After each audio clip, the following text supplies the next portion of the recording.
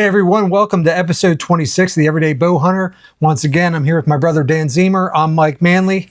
In this episode of the podcast, Dan and I are going to dig into a little bit about our kind of favorite hunting scenarios. You know, what we really like to see this season, what we'd like to, our favorite weather, favorite times to hunt, a lot of things like that favorite we're going to dig into. Yeah. But we're going to start this episode off with a listener question, and it was kind of one I just got recently, and it was very just straightforward and said, what do you guys think about hunting over bait piles? Now, first and foremost, we primarily hunt and live in Pennsylvania. This is not an issue in Pennsylvania. You cannot hunt over bait piles. It's just not legal. In Pennsylvania, yeah. In fact, they don't like you using a lot of the scent lures and everything. Yeah. So anyway, we'll push this over to Dan to start with, see what he has to say about it. I'll have my 2 cents here. But what do you think about hunting over bait piles? Like Ohio, it's legal. Yeah. In our neighboring state here. Okay, this is kind of tough because we haven't really got to experience it like in our homeland. We had a little bit, yes. Yeah, our native land. In Texas. We got to do it in Texas, and this is what turned me off. I mean, on and off. Okay, so down in Texas, the feeder went off at 6 a.m, 5 o'clock at night. As soon as the animals heard, they come rolling in. Next thing you know, you have javelina there. You got some pigs, maybe. You got your buck, your doe, your call buck, your call deer. So they're sitting there and they're just eating. You can kind of just pick them off, and didn't feel like hunting. Didn't feel like hunting. So, fast forward, to being back home and hunting. I will say this, because we don't get to do it, we have complete fair chase.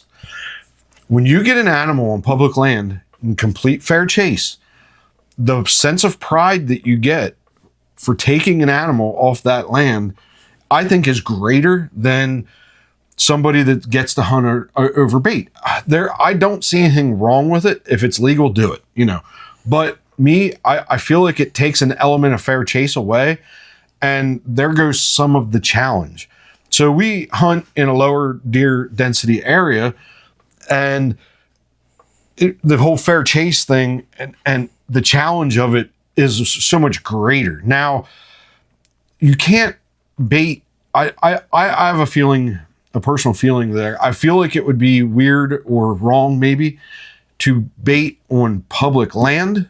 Now, if they would change the rules in Pennsylvania that you could do it on private land, I would have no problem with that. What you do on your own property, you know what I mean? Yeah, sure. So I don't have an issue. I really don't have an issue with it anyway. It's just how I feel, and I feel like you're taking a little bit of the fair chase out of it, and you're losing some of the pride that comes with taking an animal because of that. The field craft. Yeah, absolutely. It does. Hunting over bait definitely doesn't make you a better hunter. You're not honing your skill doing that. So yeah, I mean, you still have to be in the right place. You have to want to come there, and if every hunter around you is hunting with bait, who knows if they're even going to come to it? That's a whole different deal. Yeah. I haven't experienced that. I haven't lived in my side of things. We haven't experienced that outside of the Texas thing where we hunted down there, and we came away from that feeling like that was a great trip. It was a great experience. People, but it's not something I want to do again. Yeah.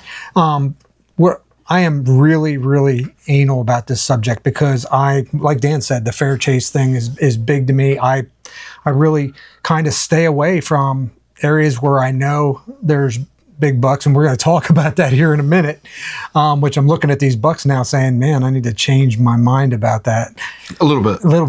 Because it could be the fields. So the fields, when you're in an agricultural area, right on top of the mountains here where we're at, it's a transition point. It's a transition point, between ag and pure mountains. Mm-hmm. And with that, you have those fields that the deer want to go to every night, graze and whatnot. Cornfields, beans, all kinds. It's a diversity of food for them. Yeah. So that's a food plot versus a bait pile, but it's the same concept. It's a known food source, mm-hmm. and there's nothing wrong with hunting that at all. Everybody, some people, that's the only thing they have. Yeah. That they can hunt.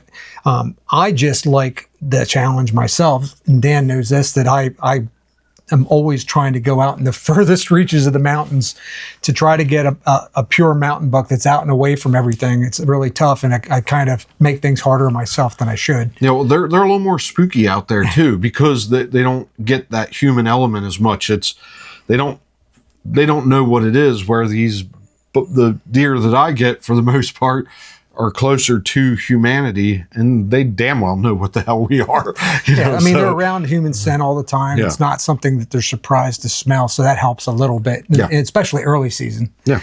But it's just one of those things. I don't, if it was legal, would we do it? If we had grown up that way hunting, maybe We that wouldn't know any different. Wouldn't know any different, But like I said, I like to challenge myself.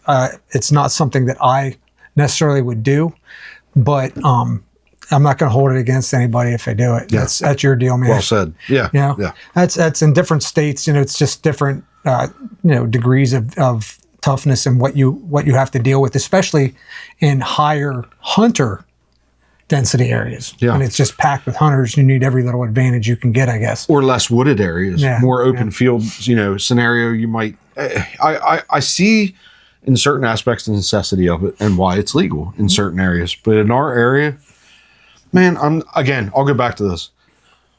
The feeling you get from taking a pure mountain buck, no bait, no nothing, doing it the primitive way, there's a feeling that you get and a sense of pride. I think I talked about this in another podcast, Dan, where I said, you know what? I didn't get a buck last season. I passed over. I had 3 different 6 points I passed over. Right. And because I wanted a bigger buck. That was self-imposed stuff. Yeah. Self-imposed. A goal, yeah. But I came away from the season feeling like I succeeded because I had put myself in position scouting-wise where I was getting those bucks there and younger bucks. I just wasn't getting the bucks that I wanted, although I did see my target buck just in a low light condition. But anyway, it's just that like Dan said, that feeling of achievement is so much greater to me. But I think we beat that one to death a little bit. A little bit. But there's nothing wrong with going into a little bit of depth of why. You could say this, but there's the whole why. So we covered that. But anyway, there's something to be said for fieldcraft. Last thing on that. So when you're talking about having those skills, a lot of states, we've said this, we like to run our trail cameras, and we're going to talk a little bit about some stuff we got on trail camera here. But if all of a sudden they said, hey, trail cameras illegal in Pennsylvania, which we already did for years, we just used our fieldcraft. We didn't have any cameras out there for many years. Yep. So it's not going to be that much different than it is now. I don't think I've yet shot a deer over a camera, so it hasn't been anything that has made me get a deer necessarily. Yeah. Because what have we found? I think you said it before too. Every time you see big deer on your camera all through the summer up till the freaking beginning of archery season, and then they end up vanishing like a fart in the wind, and you're sitting there and you're just sitting there going, where are these animals that I've just seen for months? Because the patterns change there. And it always pisses me off. Like, that's why I didn't use cameras for years. But with the cell cam, it helps you pattern, because you don't have to go up. Like, our camp's 2 hours away.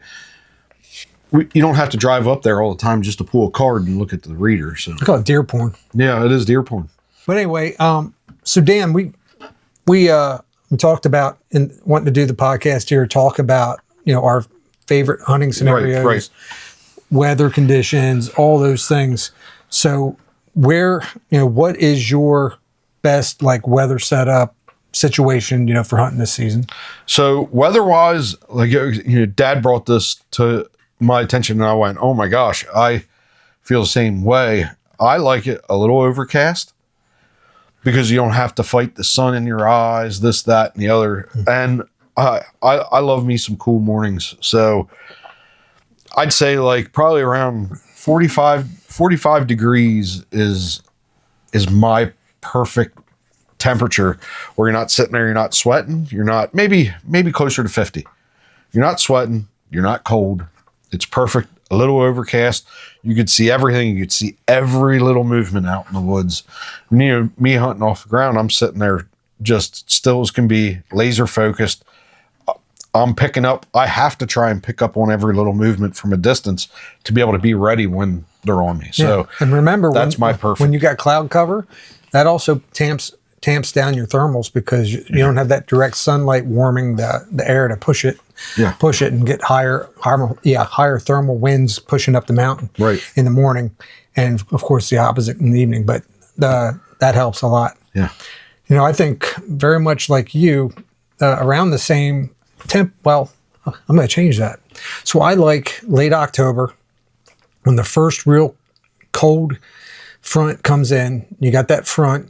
And you got that drop. That first one. The first serious drop. It's like magic, yeah. In temperature where you got a serious shift, say it was averaging like 40, and then the next morning it's down to like 28. Yeah. And then I know exactly, yeah. And then you can get them, they'll get on your feet and have cloud cover, and maybe even coupled with a light rain that just stops right when you're going in the woods. And that there could get them up and moving. Gets them up and moving, but it also creates a real quiet stalk or, walk in. Yep, it allows it to be very, very quiet. Yeah. And I think that's, if I can have the thermals tamped down, and quiet. So you're talking about one of the more magical times of the year, because in Pennsylvania, the foliage, the color changes and everything, it is freaking spectacular up there. It's you're just sitting in pure nature beauty. It's pure magic. Oh yeah, it's awesome. Yeah. If you ever go down Interstate 80, the northern part of the state just traverses the whole state of Pennsylvania, and in the fall when the leaves have changed color and they haven't fallen yet, it's incredible to see. Absolutely beautiful. Yeah. Okay, Dan, so as far as your hunting scenario, what date, time frame?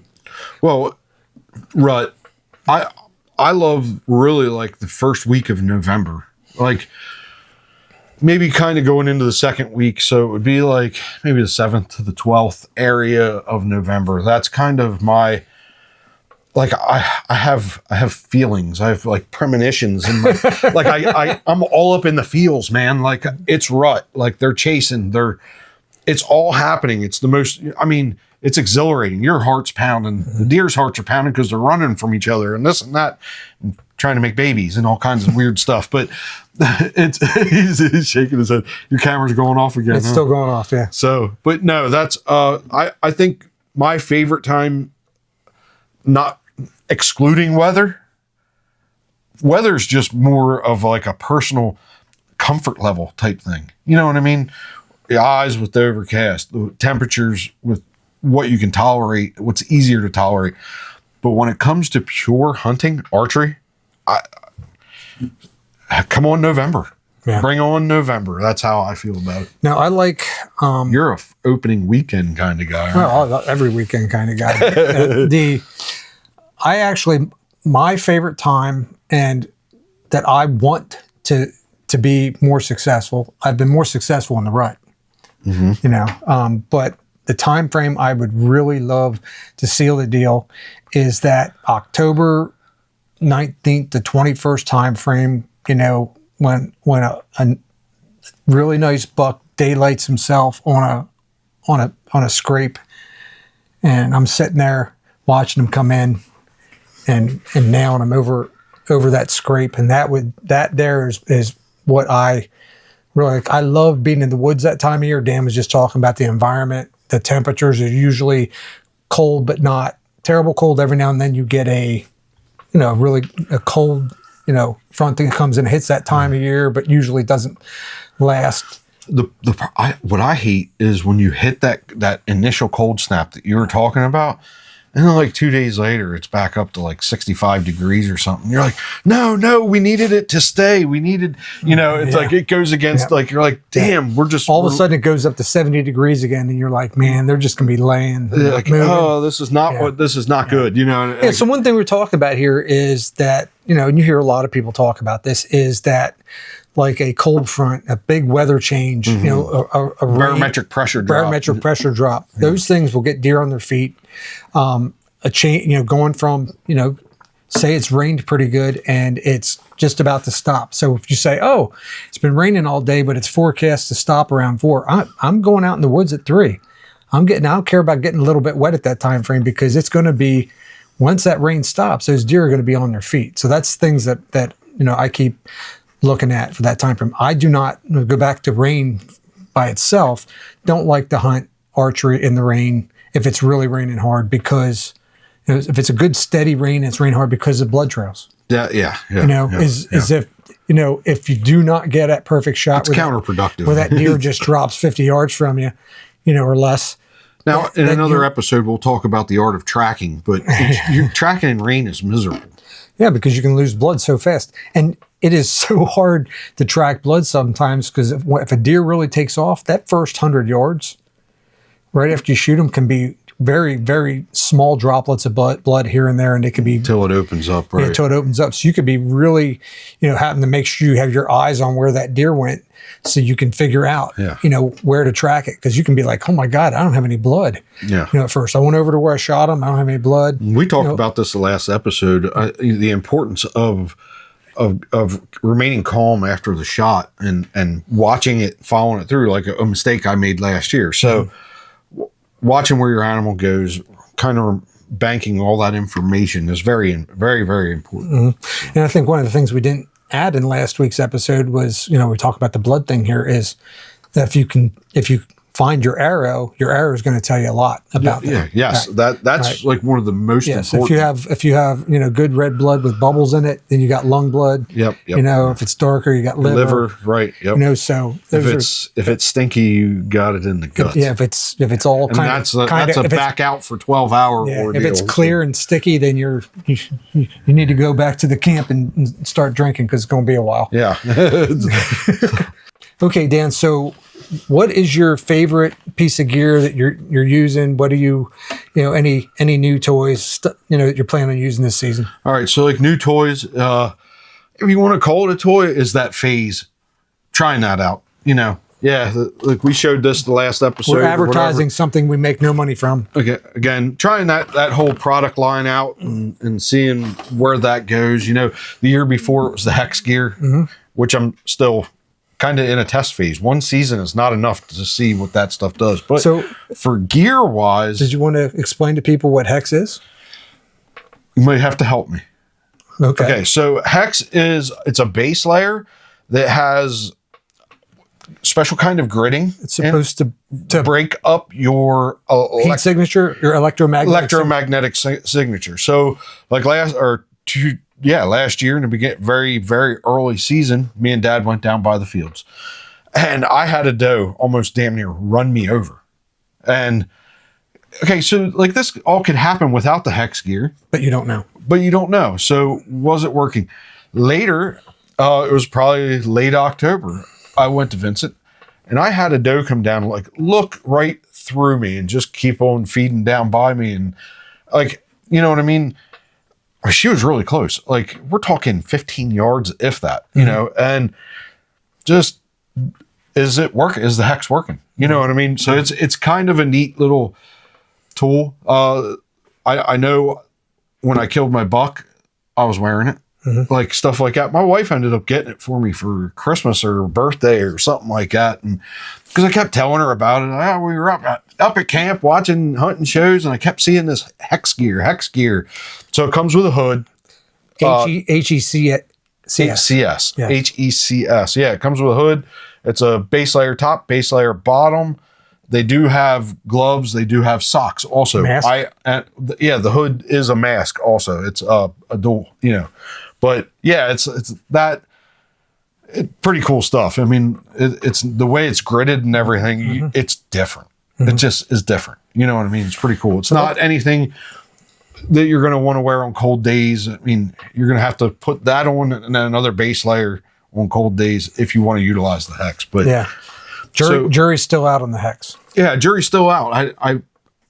We'll see. There's a whole nother year to put it through a test. Now, as far as like favorite gear, so a couple years back, I bought a Alps, and I don't know the model, but an Alps backpack from Andy Musser. He had gotten, I think, Sitka backpack or something. And he's like, hey, do you want to buy this? Oh, yep. So I bought it. Tool chest or whatever. Yeah, he got the tool chest. Yep, that's exactly what it was. So I was like, yeah, brother, I'll buy that from you. I need a new backpack. So I get home and my wife's like, hey, we think we got a little bit of a mouse problem. Okay. So I was like, all right, I'll run to, Home Depot or whatever, and I'll go get some mouse traps. Well, I ended up buying them square sticky traps. So I placed them down in the basement and, didn't think much of it. About a couple days later, I'm packing to go to the camp. And I was like, oh, my backpack, I got to grab that. And there's some new things I want to put in there, blah, blah, blah, freshen up some Evercalm or whatever, stuff like that. I sat my backpack on the ground and put my stuff in it, and I get it up to camp. And I get up to camp, and I'm like, what is that smell? And I look at my backpack, and I pick it up, hear one of those mouse traps stuck to the bottom of it. So now I can't take this thing out in the woods. I was like, you know what? That's for another day. So I grabbed an old backpack. So the moral of the story is this old backpack sucks. I hate it. And what brand was it? I don't even know. I'm not even going to lie. So I got on Amazon quick, bought another one. That sucks. I don't like it. So I miss the Alps backpack. It was my favorite backpack. It had all these, even your grunt tube, your whatever, all your little scents and this and that. It had a pocket that went out and stopped, and it had like a shelf in it. So if you had it hanging in a tree, you could have a shelf and everything could be like right there. Loved that thing. On the bottom of it, it had a zip, and this rain material thing came out over top of the backpack. Rain fly on it that would cover it up if it started raining. That's nice. This thing was great. And then for packing in, it was so padded. It was great. It had a reservoir for an H2O reservoir, stuff like that. One of the best backpacks I ever had. I finally got it it's still a little sticky. I don't know what to do, but the smell finally went away. But now I'm going to be testing a new one. But that was my most favorite article of hunting gear that I ever had. And it was one of those kind of last minute decisions. Yeah, I'll buy that from you. Ended up loving that thing. It was spectacular. So what Dan's talking about is I test a lot of gear. And one of the items I was testing is the Mystery Ranch Treehouse 20. Really like it. That backpack is like 2 pounds. It's just so light. And it's made for bow hunters, made for hunting out of the tree. It's why it's called the Treehouse 20. It has, it's focused on being quiet. So all the external pockets are, think of like elastic or whatever it is. Yes. To cinch the pockets closed so you're not zipping things or whatever. And if you put, let's say if you're using a crossbow, a bipod in there, it holds it nice and tight. Yeah. And it has a zipper pocket inside for the stuff that you want to zip up and make sure they're secure. But other than that thing is super, super light. So I look forward to seeing what you think about it this season. Yeah, I'm grateful. Thank you. Yep. And I'm getting I don't even know how to pronounce it, Everstock or whatever. Yeah. X2 is coming here shortly. And I just got done testing the First Light transfer pack, which is a bigger pack. So what's your favorite, if it's an article of clothing or gear? What's your favorite tool that you have? Well, with all the clothing I have sitting over here, it's ridiculous how much I like. It's hard to pick one for clothing.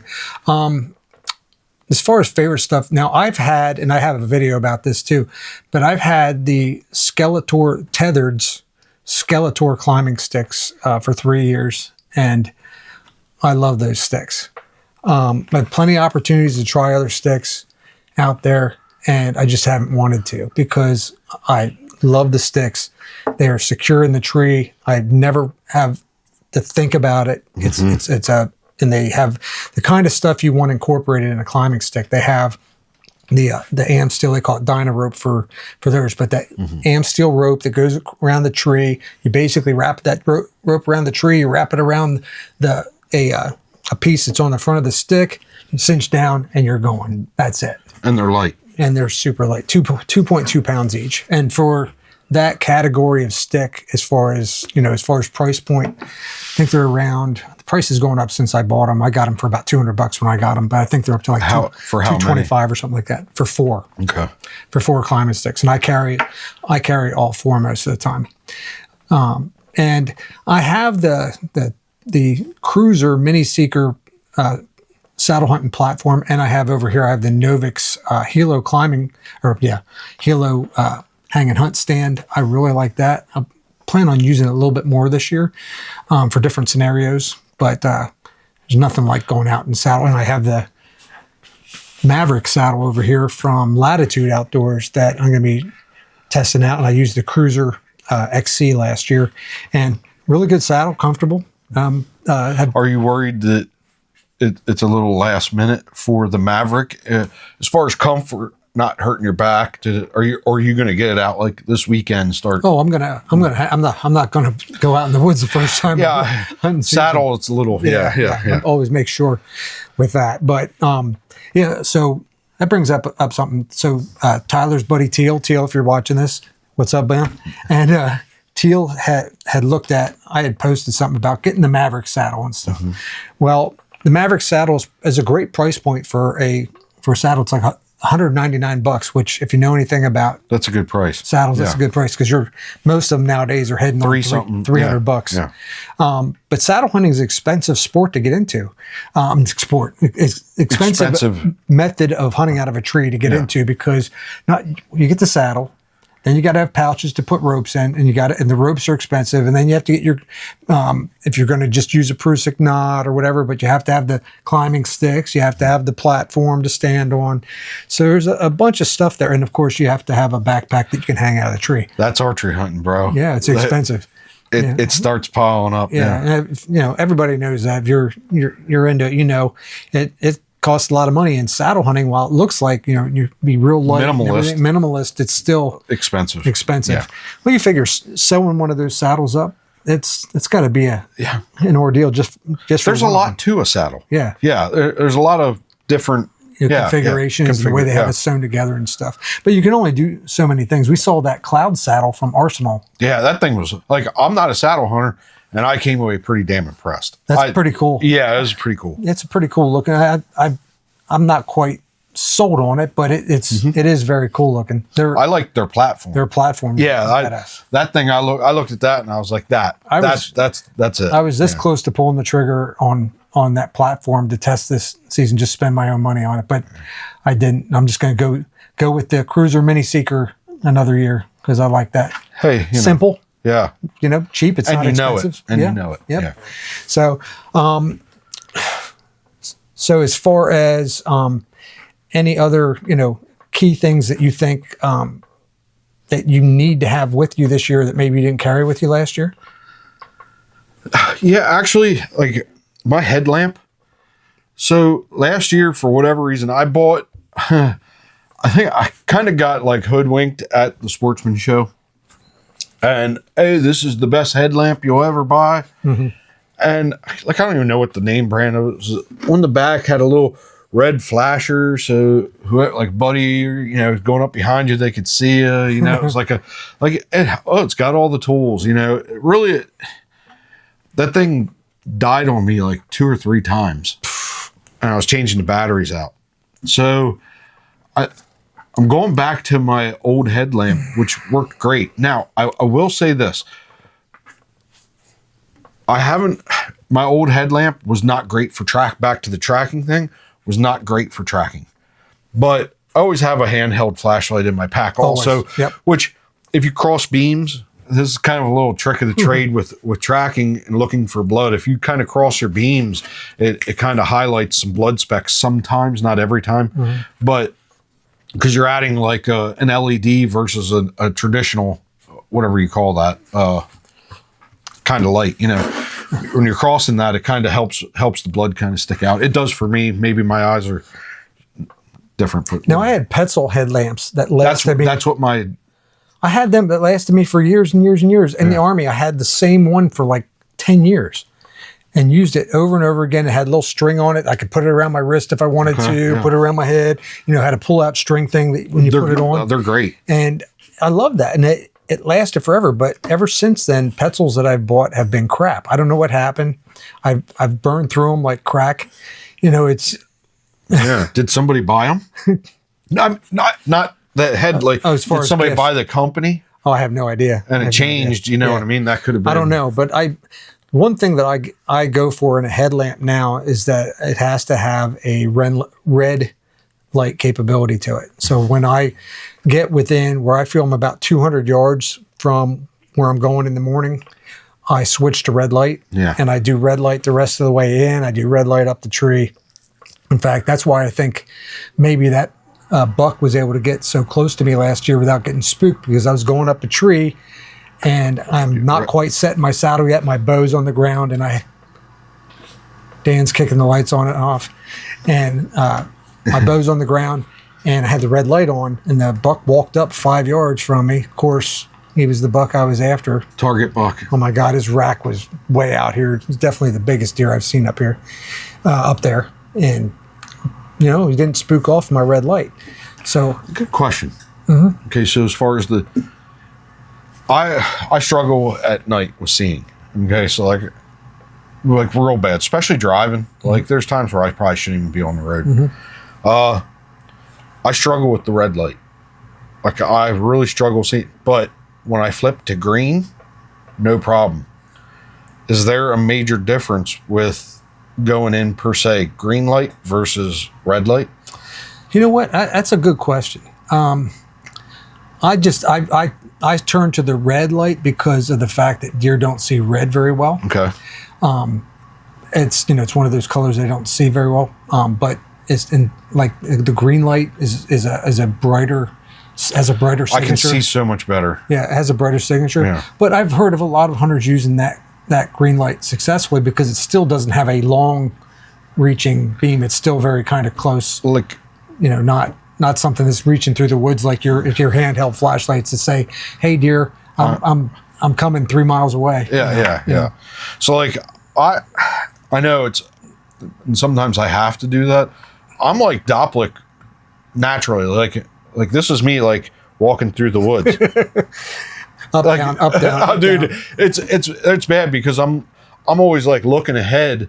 Instead, I should be doing both, you know, but I'm always hunting. Even if it's in the dark, I'm always trying to be aware of my surroundings, just not my immediate surroundings. So, but I do struggle with the red light. I've always wanted to utilize the red light, but damn, dude, it's like I instantly go into night blindness, and I'm struggling. It does. It sucks. And then you almost start panicking, you know. And I don't want to put myself in that. So I'll switch to the green, and then I really have no problem with the green for whatever reason. It's just, I guess green light's better than white. So okay. As far as that goes, but yeah, I have to have a headlamp that I seem to have a new headlamp every year anymore. No, it seems like I go through them. Now my flashlight, I've had the same flashlight for a couple of years, and I don't even know what that brand name is. Stealth. Yeah. So it's a decent flashlight, and it can go from a large wide beam down to a real small one. It kind of is a telescope. We probably shouldn't be making those hand gestures. Yeah. Oh, crap. Yeah. Now that's funny. Now, you were talking about favorite gear. The one thing I did forget that I wanted to utilize more this year, because I do want to hunt off the ground, is my ghillie suit. Oh, yeah. From Forlow. No. Duck Camp. Duck Camp. Yeah. I have a nice ghillie suit from Duck Camp, and that thing really looks like it can break up your outline a lot, but it has to be used in the right environment. You just can't use it anywhere. Now, for me, as far as article of clothing, you know, I love my Huntworth stuff, blah, blah, blah. I can't wait to get back in these Stratus bibs, Sika Stratus bibs. They're by far my favorite article of clothing. I mean, they're so comfortable. They're so quiet. They're just the best ever. Wind's not going up my back. I love them things, man. Best money I ever spent. Now, I do have to say, I have not tested it yet. All I've done is tried it on. Numa Outdoors, that's PNUMA. Yeah. Sent me their new Kaza OZ or whatever it is, OV camouflage jacket. It's God, I can't think of the name of it now. Is it not Venta? Anyway, I can't think of the damn name. That jacket is the most comfortable thing I have ever put on in a hunting That's hunting awesome. jacket. Yeah. It is so comfortable. Don't know if it's going to be warm or not yet in the woods, but man, when you put that thing on, it is so soft. In fact, I thought it was just me, and I gave it to my son. I said, "Try this on," and he goes, "Oh my God, that's so comfortable!" Yeah. And I was like, "Oh, yeah. See, it wasn't just me, but that's brand new Numa stuff that just came out, and it's kind of like when you talk about the Stratus stuff, you know." And talk about how the Sitka Stratus and the Huntworth Elkins are kind of in the same league. Yeah. And then when you go to the Saskatoon for Huntworth, that's kind of a step up in warmness. Yes. This stuff from Numa is kind of in that realm. That step up. Saskatoon? It's in the Saskatoon, maybe even a little warmer than the Saskatoon. But they have an even colder Dude, weather Huntworth setup. Saskatoon line is that, you know, we were talking about that early to mid-November.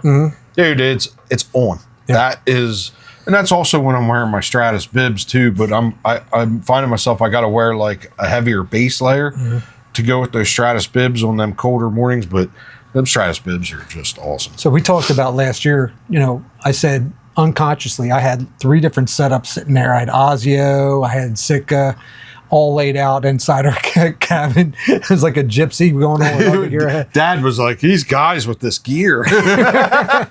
and so, but I kept, on the really, really cold mornings, I kept gravitating back to the Saskatoon from Huntworth. Yeah. And as a value pick, it's not going to fit you as good as the Sitka stuff is. The fit's going to be, it's more of a regular I've said this straight before fit. here. It just, But Sitka it is, just fits different. Yeah, it does. It is the quality and stuff you can't tell you beat, what, but, that but as first- far as value and getting the same features as you would out of Sitka's gear in a much cheaper package, the Huntworth Saskatoon is a warmth level higher. Yeah.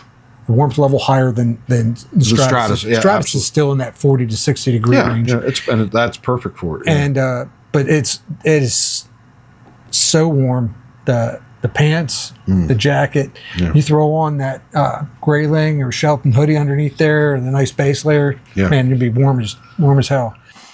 So Dan, we talked about favorite gear and all that stuff, Weather and favorite weather and stuff. So what has been your favorite hunt? So, man, that one's tough because my favorite hunt, there's so many different. Wow, that's a loaded question because sometimes it's the tracking experience. It's the, you know what I mean? And who's with you on that adventure. Or it could have been a solo kill where, like my buck just a couple years ago, like what I went through mentally and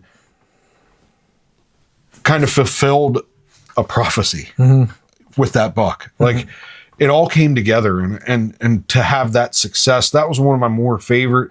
There's some turkey hunt moments with Dad that it was like an amphitheater. It's what got me into turkey hunting. That moment in life, the moment where all the hair on the back of my neck stood up when I heard all them turkey going off and we were surrounded by these gobblers and I saw this giant gobbler. But if it comes down to pound for pound, it has to be with you at Texas. Oh, That was just the coolest experience. We hopped on a plane, flew 4 hours or whatever it was down to south of San Antonio. Well, to San Antonio. San Antonio, and then we went even farther, like heading towards Corpus Christi to where we were at near Pleasantville. And just that experience, getting to, at that point, me and you had never really done a whole lot of just me and you things. That kind of started a different chapter, and it ignited a fire between us as brothers to do more things together like that. And the success that we had down there and the cool moments, a lot of it weren't even together, but it was, you know what I'm saying? Yeah. That whole adventure. It was great. Was probably one of my more favorite hunting. Yeah. That. We had a little cabin to ourselves. Yeah. Like getting back at night and then they would like come in, they'd make us these giant meals and feed us. And so like, great. I mean, feed us What and a then feed family us down and then there. feed What a us. They were family. the best. They were the best. Salt of the earth people.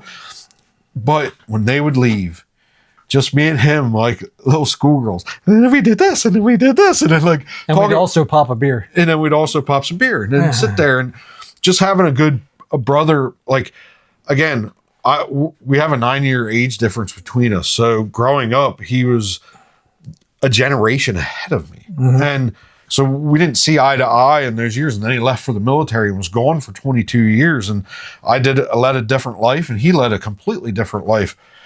But now hunting brought this commonality between us together. And now we're really getting to experience this brotherhood. And it's been nothing but short of magic. And, you know, and to experience what we experience every year, the first day of archery is like Christmas to us. Camp life. The night before. The night before is it's an experience. Everybody getting into camp, start the season off. You know, this year, my youngest boy is probably going to come with us. You know, it's going to I it's just one of the best feelings times ever. Yeah. Best times, best feelings. Look forward to it. Like I'd take first day of archery over Christmas. Oh yeah, in a heartbeat. Yeah. Christmas. Yeah. I could do without Christmas. Yeah. Yeah. Now, as far as favorite hunts, that there was Texas was a great one. Yeah, as far as doing that whole experience was great. What's even better about that experience is that we didn't have to gut our deer at all. They gut our deer for us. Shoot, and they take care of it. Yeah. Shoot, boom, okay. Yeah. Let's go back and have a beer. You know, they're making lunch. Okay, let's go. It was great. It was just leaving our comfort zone, and everything that we knew. And getting like an adventure. We finally got to do an adventure together. We were to hunt deer, pigs, coyotes. Yeah. It was really cool. That was great. I still go back to the moment that I made the decision to say, you know, I come back disgruntled. My birthday, I got skunked on a Friday. Had hunted all day on a Friday, and I got skunked. Didn't see a thing. I was all dejected. And Jevin came back to camp and said he had been down by the fields and stuff and said he saw a buck chasing doe in the fields. And I said, I know a funnel where they might go. If they're running down there, they might be running in this funnel next to streams. Streams they put in rut. Bucks will push doe against danger areas. I call danger areas roads, streams, any kind of huge obstacle that they can rail them against to keep control of them as they're chasing them. And I said, okay, I'm going to go down here, and I think I have a good shot. And it was so cold that day. And this is what's great about this whole experience is because the same day Dan got a deer. That was our tandem kill. Yes. Dan got a doe that morning. Big doe, yeah. And but I'm sitting there and it's 7:30 and I hear the hammering. It was so cold. It was freezing. We had hand warmers and everything was just freezing to death. And I hear just freaking moving out, coming. And this trail, which I made a mistake with this, right?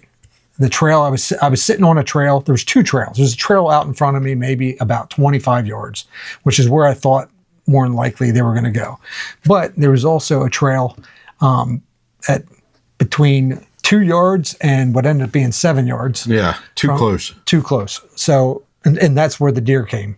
So the buck comes down, and I don't even know what it is at this point because I can't turn around and look. I'm in a climbing tree stand, and I'm about 20 feet up, and comes right underneath me, and all I see is this huge rack. He's big. And I'm like, holy shit. And I had what's called Trails End 307. If you ever been to Cabela's or whatever, Bass Pro, they have those scent lures. And I had put a little bit of Trails End 307. There's a log out in front of me. I had put some there, and I had put some in another location too.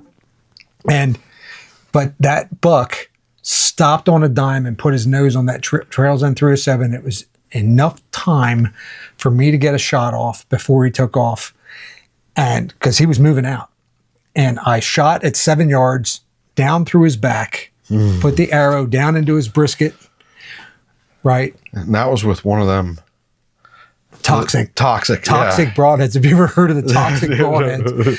I killed a bunch of deer with toxic broadheads. It was a nasty hole though. Yeah. So that the deer, there's a little draw in front of me that's about 10 yards away, and a stream coming down through into a bigger creek. Yeah. And the buck goes down that, up the other side, and drops. And he freaking tries to stand up, and he blows a shower of blood out of his mouth.